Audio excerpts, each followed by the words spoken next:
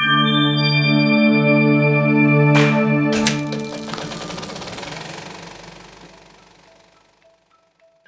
Dr. Raju. I'm the President CEO of New York City Health and Hospitals Corporation. Health and Hospital Corporation has been an iconic institution in New York City for many, many years.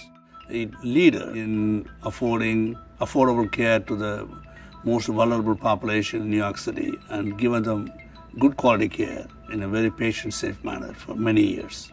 But as we are trying to perfect the care model inside the health and hospital system, the world around us is changing very fast. For the first time in the history of our corporation, our patients, who were traditionally our patients for decades, now have an option to go elsewhere if they choose to. So we have to work very hard to keep our patients purely through giving them an excellent patient experience so that they will continue to be with us. We also have to attract new patients to come to our system. So we need to brand ourselves so that we can continue to be a dominant healthcare leader in New York City.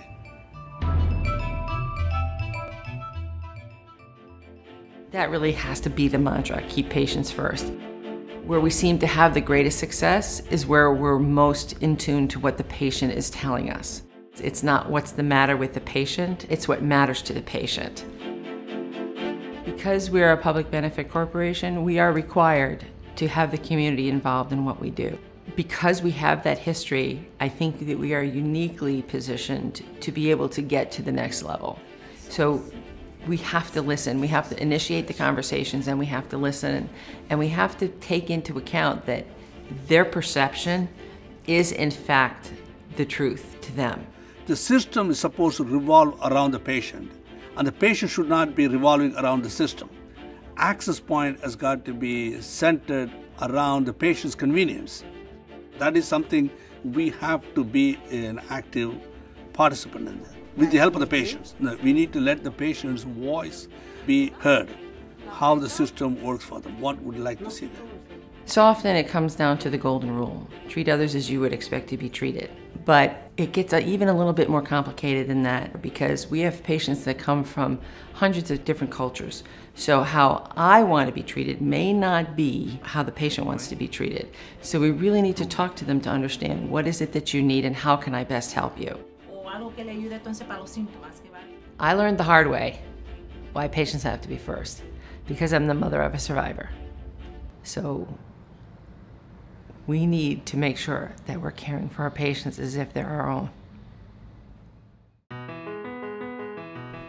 We keep everyone safe as a visceral commitment.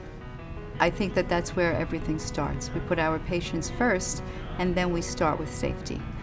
Safety has a lot to do with trust, with healing, with environment, with compassion, the ability to make connections.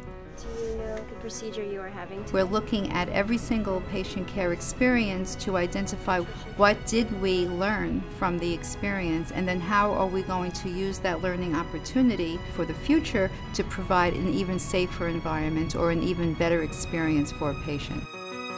Collaboration for me is really just having a shared goal and then people of like mind getting together and making it happen.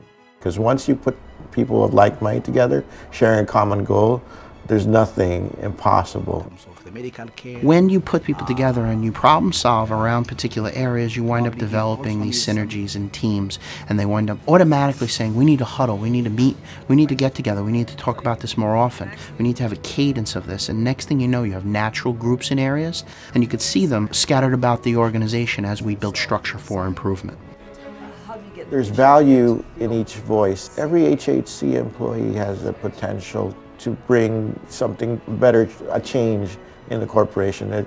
It starts with just one idea, and it could have come from the top, come from the bottom, but as long as it's heard and there's an opportunity for a team of people to get together to push it, then it happens. Using these guiding principles will get us to that level of excellence that we need to care for patients no matter where they come from, no matter what they need, and no matter how they've come to us and in what condition they've come to us.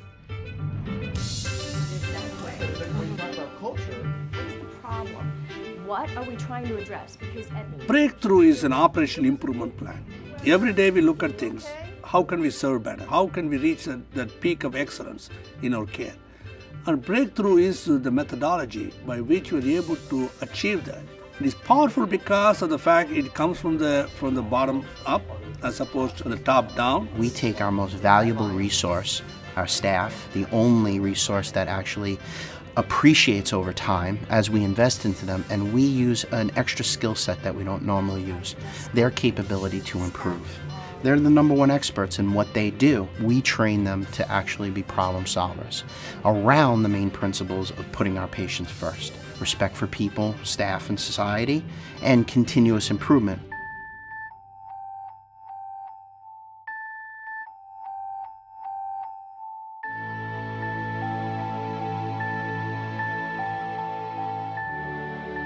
We want our employees not only to work hard, we also have to work smart. So to manage resources so they can produce the best results for their patients. The future is all about outcomes and is all about cost effectiveness. It is absolutely essential that our employee workforce get more innovative, work smarter, and able to produce the best results with resource constrainment, which every healthcare system in the country faces resource constrainment. So we need to be able to understand that and work smarter. So I would say, learn how to manage your system and innovate. And the best innovations come from the front lines. In healthcare, you got to keep on learning, because what was proven to be correct in healthcare, what worked 10 years ago, it changed today. If I don't keep learning, then I become irrelevant. So we become irrelevant, then our patients suffer if we don't learn. So I think as an organization, yes, you have a lot of work to do. Your time is taken, everything else, but not keep learning is not an option. It's okay to say I don't know, because that's the only way you open yourself up to new answers and new ways to try something. On a weekly basis, we go through compliments, but also complaints, because to understand where your missteps are, our opportunities to improve in a safe way, our just culture is a part of our continuous learning. So when mistakes are made, instead of being punitive or retaliatory in any way, we actually just look at opportunities. So learning is at the cornerstone of every successful organization and every successful team, and to keep learning is to keep growing and to keep developing. The guiding principles are important because that is what we care about. That's what is going to guide us in our day-to-day activities of taking care of patients. So that's what the guiding principles are all about. That's the way we do business. And we reflect those principles in everything we do, every time, with every patient.